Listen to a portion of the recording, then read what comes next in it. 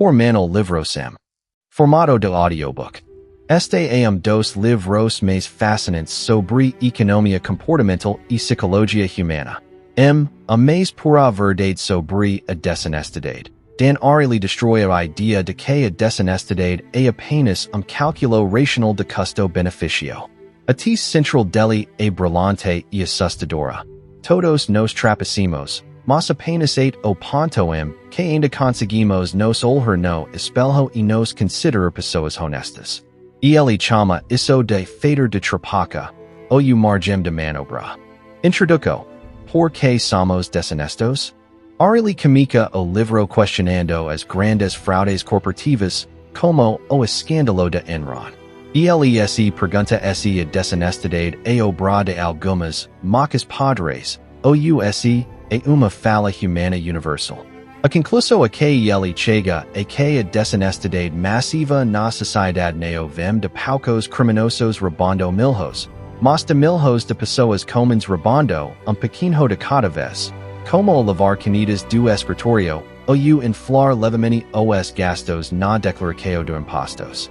Capítulo 1. Testando o modelo simples de crime racional, SMORC. O modelo tradicional de economia, o SMORC, diz que as pessoas ponderam racionalmente três coisas antes de trapacear. O benefício que vão ganhar, a probabilidade de serem pegas e a punição que receberão. Ariely testa isso com o famoso experimento de matriz. Os participantes recebem uma folha com 20 problemas matemáticos e têm 5 minutos para resolver o máximo que conseguem, ganhando dinheiro por cada acerto. Grupo de controle. O examinador corrige a prova. No outro grupo, o participante rasga a prova uma trituradora. Diz o examinador quantas acerta e pega o dinheiro sozinho. O resultado, quando tem a chance de destruir as provas, as pessoas algam ter resolvido mais problemas. No entanto, quando Ariely aumenta o valor dinheiro de recompensa ou diminui a chance de serem pegos, o nível de trapaca não aumenta. O SMORC está errado. As pessoas não trapaceam o máximo que podem. Elas trapaceam só pequeno, o suficiente para ganhar bônus, mas pouco o bastante para não se serem criminosos. Capítulo 2. O fader de trapaca e a distância do dinheiro. Aqui, Ariely explora o que aumenta ou diminui nossa bússola moral. Ele descobre que a distância psicológica do dinheiro facilita enormemente a trapaca. No experimento de matriz, ele trocou o pagamento dinheiro vivo por fichas de plástico que seriam trocadas por dinheiro outra sala. Quando as pessoas ganhavam fichas em vez de notas de dólar, a desonestidade dobrou. É por isso que é tão fácil roubar lápis do escritório, inflar relatório de despesas ou cometer fraudes cartões de crédito. Como não estamos tocando dinheiro físico, nosso cerebro não processa aquilo como roubo. Ariely também testou como reduzir esse fader. Ele pediu a grupo que tentasse lembrar os 10 mandamentos antes de fazer o teste de matemática. O resultado? A trapaca desapareceu completamente, mesmo entre os 80s. Lembrites more no momento de tentação reiniciam nossa bússola ética. Capítulo 3. Cegos pelas próprias motivações, conflitos de interesse. Neste capítulo, o autor aborda como nossos desejos distorcem nossa visão de realidade. Quando temos incentivo financeiro para ver as coisas de uma certa maneira, nosso cerebro subconscientemente altera nosso julgamento. Ele usa exemplos de médicos, dentistas, banqueiros e corretores. Se dentista comprou equipamento caríssimo para fazer procedimento específico, ele de repente começará a ver a necessidade desse procedimento na boca de muitos pacientes. Eles não estão mentindo de propósito. O conflito de interesses literalmente cega a pessoa para a verdade objetiva. Ariely argumenta que a simples declaração de conflito de interesses, como consultor financeiro avisar que ganha comissão, não resolve o problema e pode piorar, pois o profissional se sente liberado para ser ainda mais tendencioso, já que avisou o cliente. Capítulo 4. Porque estragamos tudo cuando estamos cansados. Ariely introduz o conceito do esgotamento do ego, ou fatiga de deciso. A força de vontade e a moralidade funcionam como a músculo. Quando você passa o dia inteiro tomando decisões difíceis, resistindo a tentacos, como neo comer doce na dieta, ou controlando suas emoções, esse músculo se cansa. Seus experimentos, pessoas que tiveram que realizar tarefas cognitivamente exaustivas antes do teste de matemática trapacearam muito mais. E por isso que a maioria das dietas é quebrada à noite e a maioria das enfracos morre acontece no final de longo dia de stress. Quando nossa energia mental cai, nossa capacidade de resistir autentico de desonestidade cai junto. Capítulo 5. Porque usar falsificados nos faz trapacear mais. O efeito que se tem. Este dos estudos mais famosos da Ariely. Ele dividiu mulheres em três grupos para usar óculos de sol de grifo Chloe. Grupo foi informado de que os óculos eram autênticos. Outro, que eram falsificados baratos. E o terceiro neo recebiu informações. Realizaram testes matemáticos depois. As mulheres que acavam estar usando óculos falsos trapacearam de forma absurda, 74% trapacearam, contra 30% do grupo dos óculos autênticos. Ariely chama isso de efeito que se tem. Quando cometemos uma pequena infração moral, usar uma falsificação, sentimos que nossa autoimagem de pessoa perfeitamente honesta já foi manchada.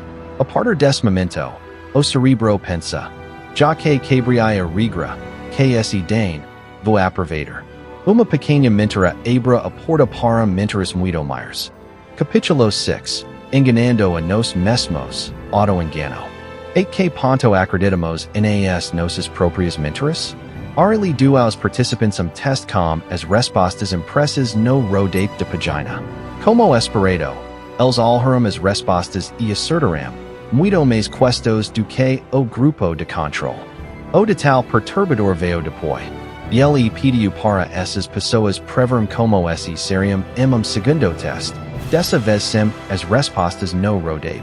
E paga para que apostassem dinheiro no próprio desempenho. As pessoas que trapacearam no primeiro teste apostaram alto, si mesmas no segundo teste. E falharam miseravelmente. O auto-engano é tão poderoso que, depois de trapacermos para obter bom resultado, nós instantaneamente reescrevemos nossa memória e passamos a acreditar que somos genuinamente inteligentes ou talentosos, esqueciendo que trapacemos. Capítulo 7. Criatividade e desonestidade. Existe uma ligação direta entre o que criativa uma pessoa e o quanto elemento. A desonestidade, lembra Ariely, depende de nossa capacidade de contar uma história convincente para nós mesmos sobre porque o que estamos fazendo neo é tão errado assim.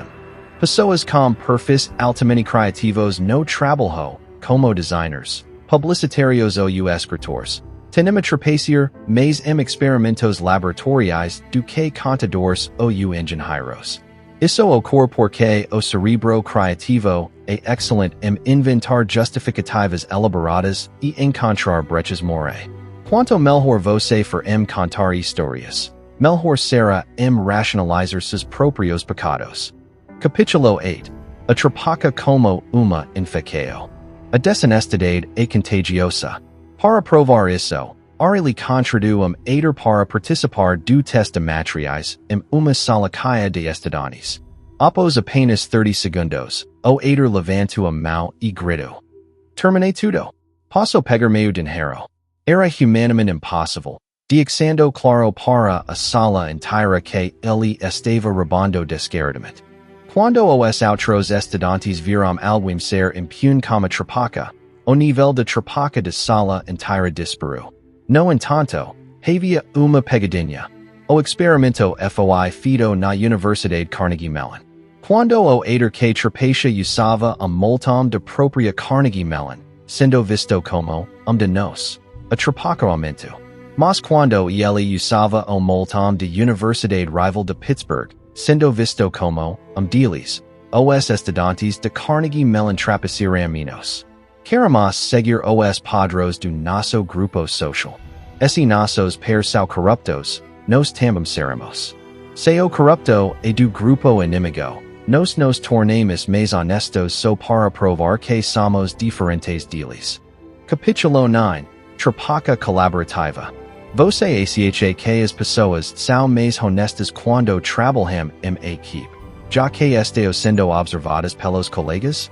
O livro mostra o contrário. Quando nossa desonestidade beneficia outras pessoas, como em trabalho de grupo onde todos ganhamos bônus, nos trapacemos significativamente mais. Ariely chama isso de desonestidade altruista.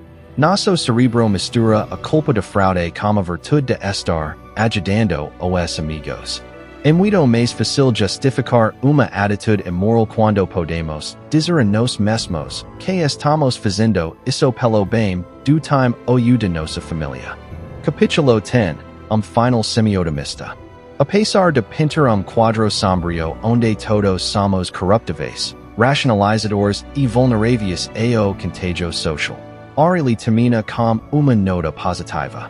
O feito de que neo roubamos o máximo que podemos prova que a bússola moral humana é real e funciona na maior parte do tempo. Nos importamos como honestidade. E ele conclui que, como a desonestidade é impulsionada pelo ambiente e pela psicologia, podemos criar sistemas melhores para evitá-la. Por exemplo, fazer as pessoas assinar declarações de honestidade no início de formulário de imposto, antes de preencher os dados, em vez de no final, corta a troca quase zero. Quando entendemos nossas fraquezas irracionais, podemos projetar o mundo de uma forma que nos ajude a manter nossa própria integridade.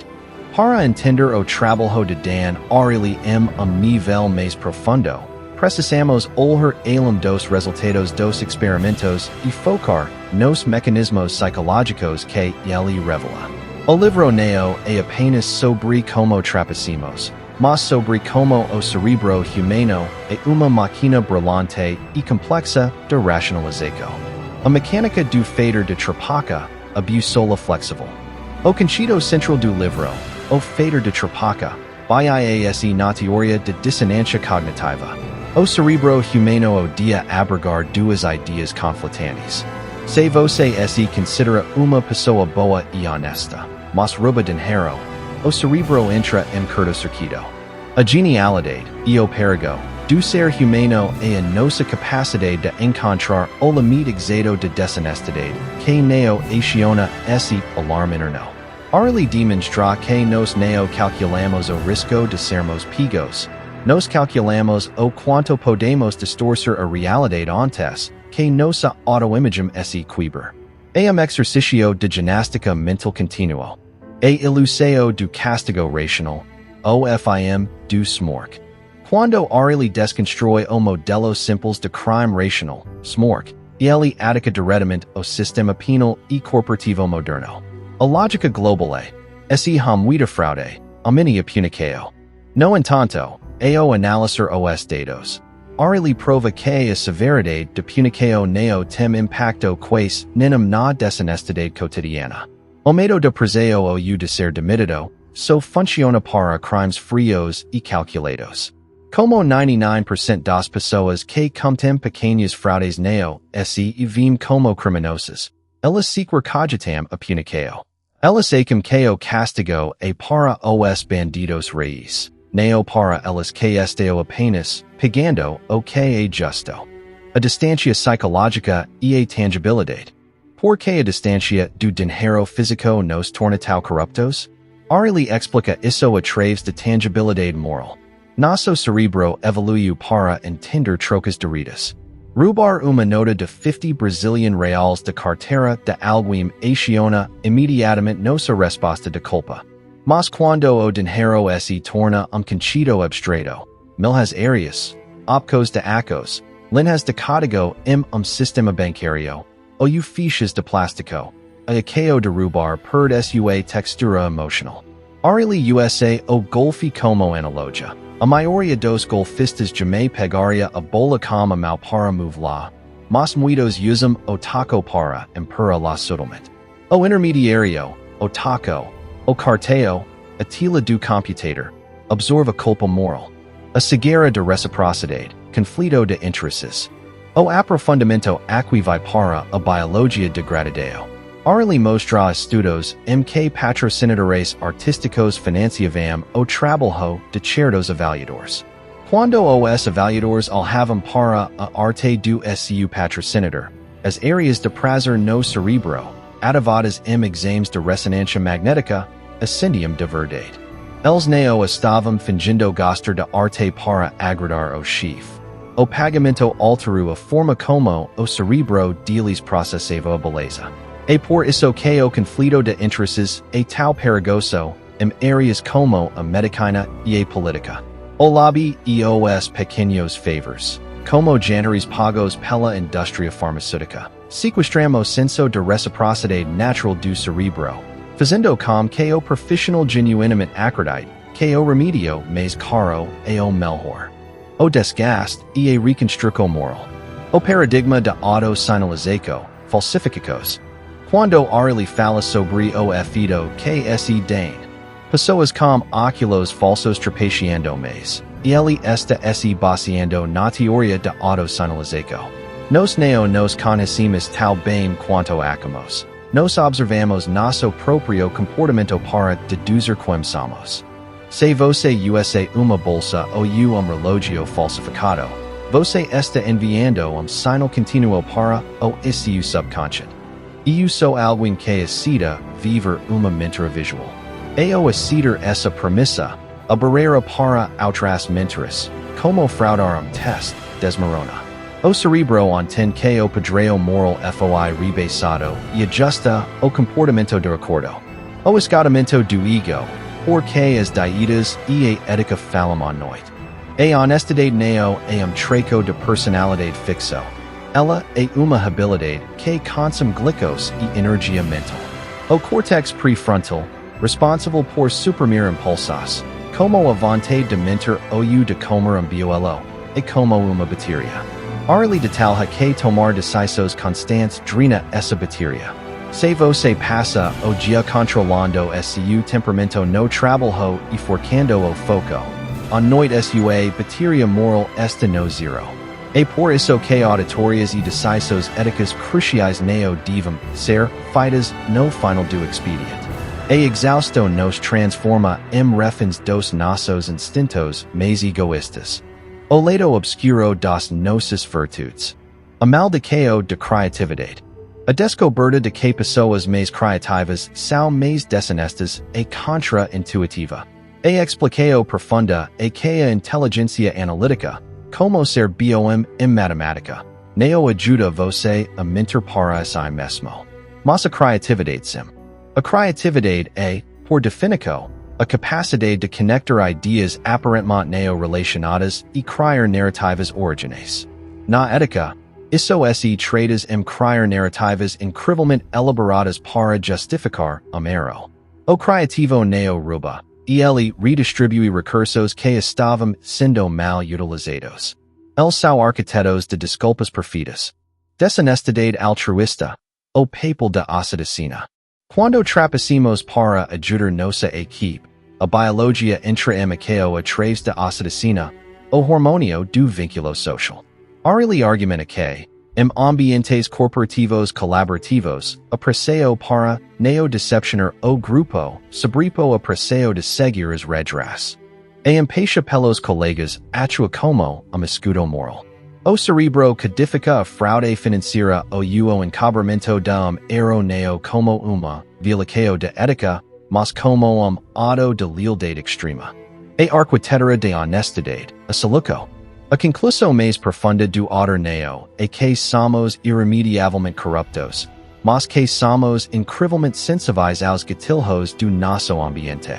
Como a punição não funciona e não podemos simplesmente decidir sermos perfeitos, a soluco é a arquitetura de escala.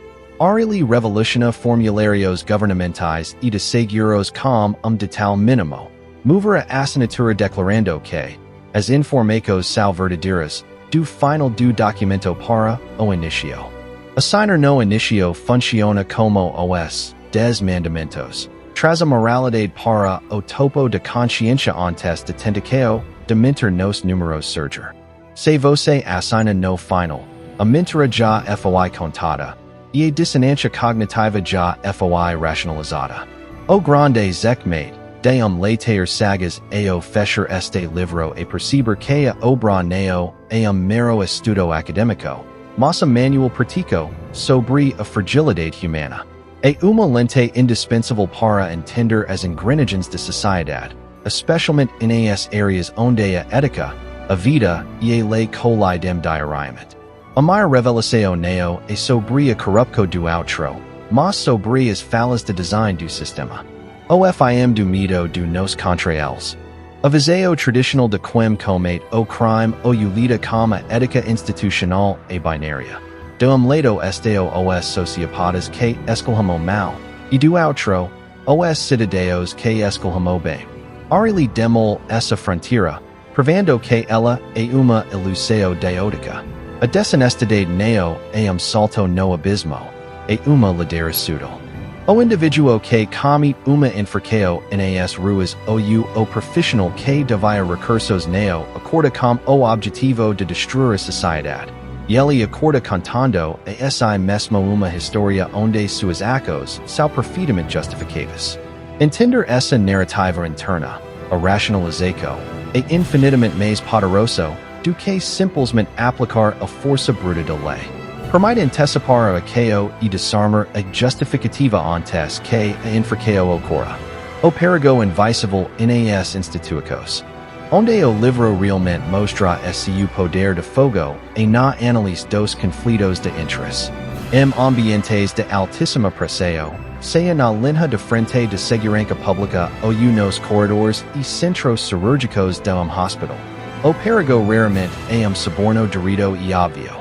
O verdadeiro perigo é a influência sutil, a cultura de proteger os colegas de farda, o excesso de proximidade com fontes duvidosas ou os pequenos incentivos da indústria farmacêutica. O cerebro humano é biologicamente programado para a lealdade tribal e a reciprocidade. Quando uma omissão beneficia o próprio grupo, ou mascara o erro do parceiro, a mente não processa isso como corrupção, mas como lealdade e heroísmo. O zec mate do leitor é aceder que ninguém, por mais nobre que seja sua vocação, está imune a cegueira moral induzida pelo ambiente. A ilusão de punição e a arquitetura de escala. Se a punição severa, o medo de preso, de perda do registro profissional ou de demissão sumária, não funciona para impedir a grande massa de infracos, qual é a saída? O leitor do elite conclui que a integridade não se impõe pelo medo crônico. Ela se constrói pela arquitetura do ambiente. A verdadeira prevenção não é aumentar a pena para o crime que já aconteceu, mas inserir quebra molas more no exato momento de tentação. A estrutura protocolos onde a decisão querida seja a mais fácil e automática de ser tomada, removendo o peso e a exaustão mental. O esgotamento do ego, das costas do indivíduo. O veredicto, a desconfiança compassiva. O aprendizado definitivo de Dan Ariely é o conceito de desconfiança compassiva. É o invés de se tornar cínico que acredita que todo ser humano é monstro em potencial. O bom leitor se torna arquiteto de realidade. Ele entende que confiar exclusivamente na bússola moral e na força de vontade é uma estratégia fadada ao fracasso. A verdadeira honestidade exige que construamos sistemas, em nossas próprias vidas, no patrulhamento das ruas, nos hospitais e nos tribunais, que nos protegem de nós mesmos. O objetivo final não é cacar os desonestos, mas garantir que a tentação ambiental nunca seja forte o suficiente para vencer a necessidade humana de se olhar no espelho com orgulho.